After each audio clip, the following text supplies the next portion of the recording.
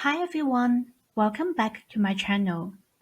In part 2, I will discuss the types of RESPs available and the tax consequences of withdrawing money from RESP. I will also explain the strategies for minimizing the tax consequences and maximizing the value of your RESP. There are three types of RESPs: individual plan, family plan, and group plan. The first type of RESP is an individual plan. Only one beneficiary is named in this type of plan, and the beneficiary does not have to be related to the subscriber. Also, the plan can be created for the beneficiary at any age. This means you can even open this type of RESP for yourself. However, anyone who is over 17 years old won't get the 20% CESG matching. The second type of RESP is a family plan. This type of plan is ideal if you have more than one child. You can name one or more children as the beneficiaries. The children must be related to you either by blood or adoption. Also, they must be less than 21 years of age at the time they are named as a beneficiary. The main advantage of a family plan is flexibility, meaning the money can be shared among the children. However, the maximum CESG that may be used by any beneficiary is still $7,200. The last type of RESP is a group plan. Each group plan is different and has its own rules. Usually, you'll be asked to make regular payments into the plan over a certain period of time. Group plans may be a good option if you prefer to have someone make the investment decisions, and you're fairly certain that your child will continue his or her education after high school.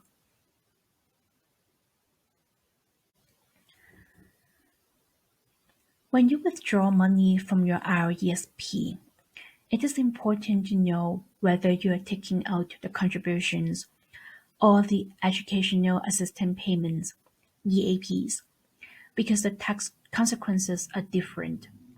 One is taxable while the other is tax-free.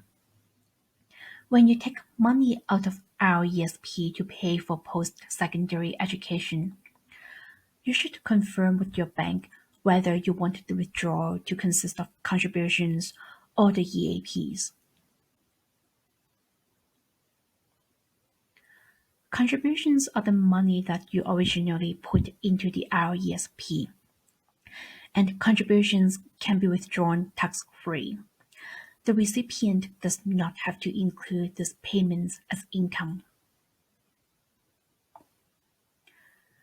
On the other hand, the educational assistance payments, EAP, are taxable. The student will receive a T4A tax slip with the amount of EAPs reported in box 42. The student has to include the EAPs as income.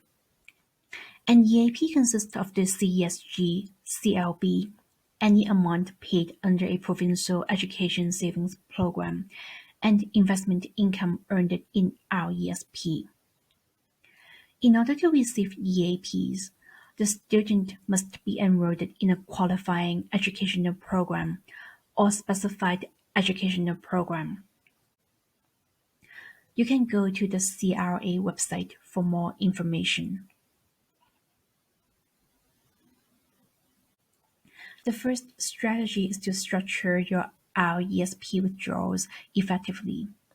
For example, if you have a family plan for your two children, and if one has a higher income because they are working part-time while going to school, you will want to allocate the tax-free withdrawals to your higher income child and allocate the taxable EAPs to your lower income child. Even though the EAPs are taxable, there will likely be no income tax payable if the total income for your child is under the basic personal amount and tuition tax credit, which are non-refundable tax credits. The second strategy is to start taking money out of EAPs early and spread it out to avoid any income taxes. Every year, you need to ensure the total income of the beneficiary doesn't exceed the basic personal amount and the tuition tax credit. As long as the total non-refundable tax credits can offset the income, then the student won't have to pay any income taxes on the EAPs. The original contributions in the RESP can continue to earn additional tax-deferred investment income. Finally, you want to ensure all the EAPs are used by the student. Any unused government grants, such as the CESG, must be paid back to the government.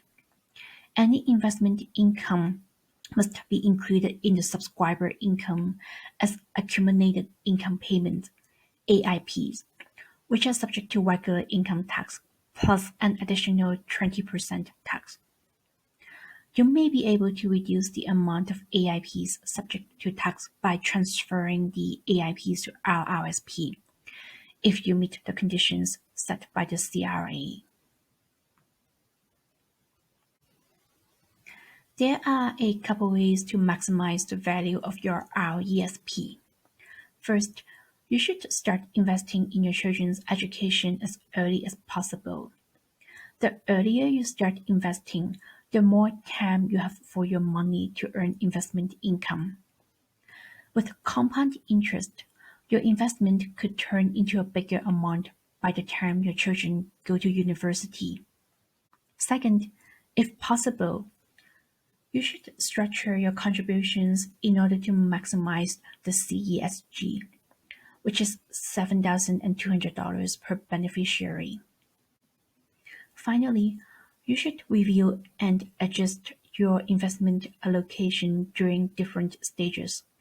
For example, if it is getting closer to the time your children start post-secondary education, you may want to change your investment strategy to conservative to avoid any sudden decline in value. Thank you so much for watching. If you have any questions, please feel free to leave me a comment.